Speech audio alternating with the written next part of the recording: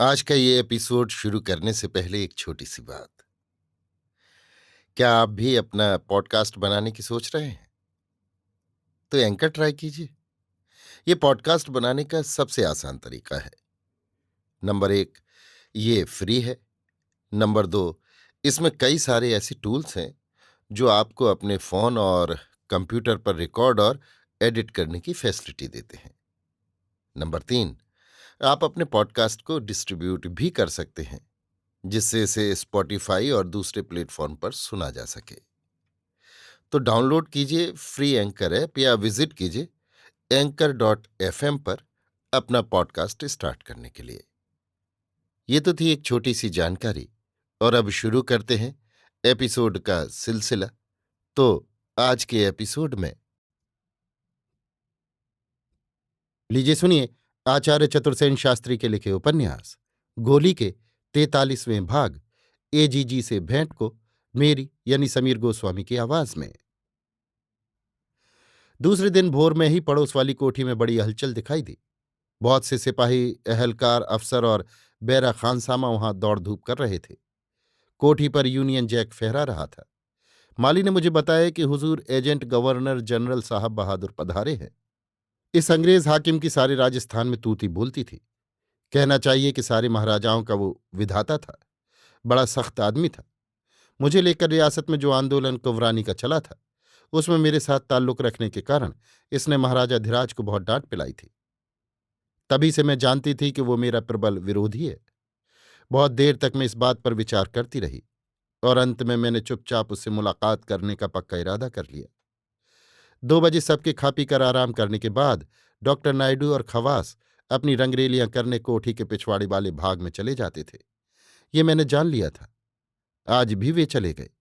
उनके जाने पर मैंने नर्स को आराम करने की छुट्टी दे दी और कहा, मैं सोऊंगी, मुझे डिस्टर्ब न किया जाए। कुछ देर मैं और रुकी।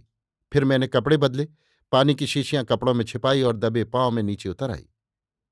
सौभाग्य से इस समय कर्नल रॉबर्ट का कमरा भी बंद था। किसी ने मुझे नहीं देखा और मैं कदम बढ़ाती हुई एजीजी के बंगले में जा पहुंची। इत्तला पाते ही साहब ने तुरंत मुझे भीतर बुला भेजा। मेरा परिचय पाकर कहा, हाँ हाँ, मैं आपको जानता हूं, कहिए क्या दिक्कत है। उसने बड़ी इज्जत और प्रेम से मेरा स्वागत किया। खूब ध्यान से मेरी बात सुनी। जो कुछ मैं जानती थी वो सब मैंने उन्हें बता दिया। साहब का प्रेम देख अपनी बेबसी पर मैं रो उठी। साहब ने मुझे तसल्ली दी और कहा, आप फिक्र मत कीजिए, मैं सब आवश्यक प्रबंध कर दूंगा। आपका बाल भी बांका नहीं होगा, पर आप अभी इस भेद को गुप्त ही रखिए। जब मैं वहां से लौट रही थी तब भी हमारी कोठी में सन्नाटा था।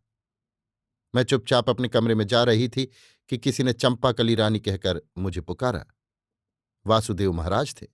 हंस रहे थे और हकला हकला कर कुछ कहना चाह रहे थे, पर मैं एकदम अधीर होकर दौड़ी और उनके वक्ष से बच्ची की तरह चिपट कर फपक फपक कर रोने लगी। वासुदेव महाराज को इसकी कल्पना भी न थी। वो घबरा कर बोले, क्या हुआ? हुआ क्या? मैं तो तार पाते ही। मैंने ओंठों पर उंगली रखकर धीरे से कहा, आपको मैंने तार भेज कर बुलाया है। ये बात किसी से मत कहिए, बड़ी भयानक बात है। आप मेरे कमरे में आइए। वासुदेव महाराज को कमरे के भीतर ले जाकर मैंने द्वार बंद कर लिया और सब कुछ उन्हें बता दिया। अभी अभी मैं एजीजी से मिल आई हूं, ये भी कह दिया। सुनकर वासुदेव गुस्से से लाल हो गए। कहने लगे, उस खूसट नाव के बच्चे को तो मैं आज ही कच्चा चबा जाऊंगा, और वो रांड। पर मैंने वासुदेव महाराज को शांत करते हुए कहा, नहीं नहीं, सब काम सावधानी से चुपचाप करना होगा। इस कुकर्म में केवल खवास और डॉक्टर नायडू ही नहीं है, अन्नदाता भी है। बात की गंभीरता समझकर वासुदेव महाराज भी गंभीर हो गए। उन्होंने कहा, भले ही अन्नदाता भी हों, पर मैं तुम्हारे साथ हूं चंपाकली रानी। तुम्हारा कोई बाल बांका भी नहीं कर सकता। वासुदेव महाराज को मैंने समझा दिया कि दूसरों से कहो कि यों ही चले आए हैं। वासुदेव महाराज को भी ये तजवीज पसंद आई। हमने ये भी तय कर लिया कि प्रकट में वासुदेव महाराज मेरी ही भांति डॉक्टर नायडू और खवास से मिलजुल कर रहेंगे। अभी आप सुन रहे थे आचार्य चतुर्सेन शास्त्री के लिखे उपन्यास गोली के 43वें भाग एजीजी से भेंट को मेरी यानी समीर गोस्वामी की आवाज में।